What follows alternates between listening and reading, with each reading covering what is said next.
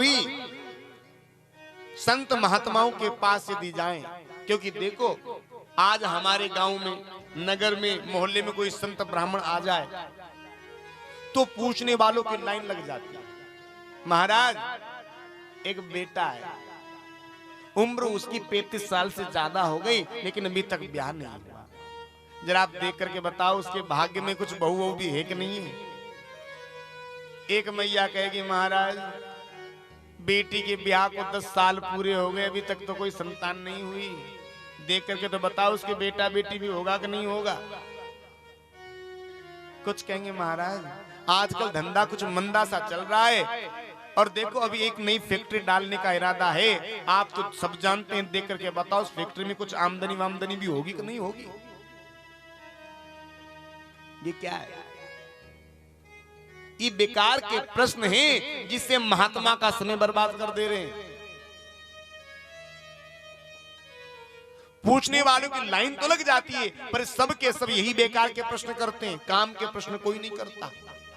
अरे हमें कभी किसी महात्मा से मिलना हो जाए, महात्मा से कुछ पूछने का अवसर यदि हमें मिल जाए तो हाथ जोड़ करके उस महात्मा से एक ही बात पूछना, महाराज बस इतना सा बता दो कि गोविंद की प्राप्ति हमें होगी या नहीं होगी। लेकिन बेकार के प्रश्न कभी भी महात्माओं से नहीं करना चाहिए।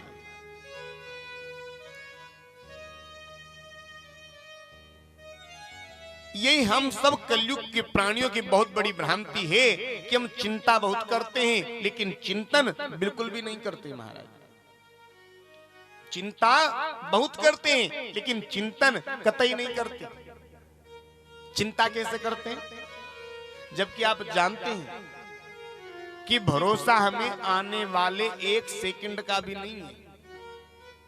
एक श्वास हमारी निकल गई, ये श्वास दोबारा लौट करके आएगी या नहीं आएगी कोई नहीं जानता, लेकिन सबने प्लानिंग तो कम से कम 100 वर्षों की तैयार कर रखी होगी पहले से।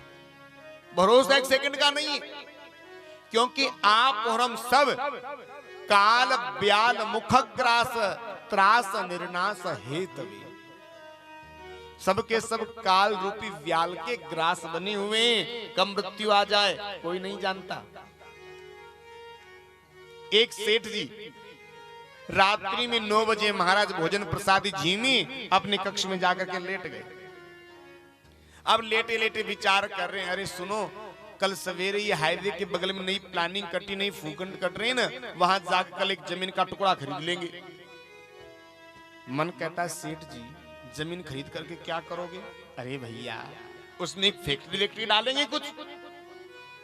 मन कहता है सेठ जी फैक्ट्री डालने से क्या होगा?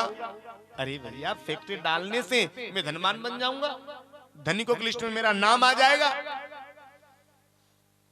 मन कहता है सेठ जी जब आप धनवान भी बन जाओगे, धनिक बन जाओगे, उससे क्या होगा? सेठ जी कहते हैं भैया जब मैं धनवान बन जाऊंगा, धनिक बन जाऊंगा तो सवेरे का नाश्ता दिल्ली में करूंगा, दोपहर का भोजन बॉम्बे में करूंगा और रात्रि का विश्राम कलकत्ता में आकर करूंगा। अब ऐसा सोचते सोचते सेठ जी को रात की 11 बज गई और 11 बजी अटैक आया और सारा सोचना धरा का धरा रह गया। हम चिंता बहुत करते हैं लेकिन चिंतन कतई नहीं करते।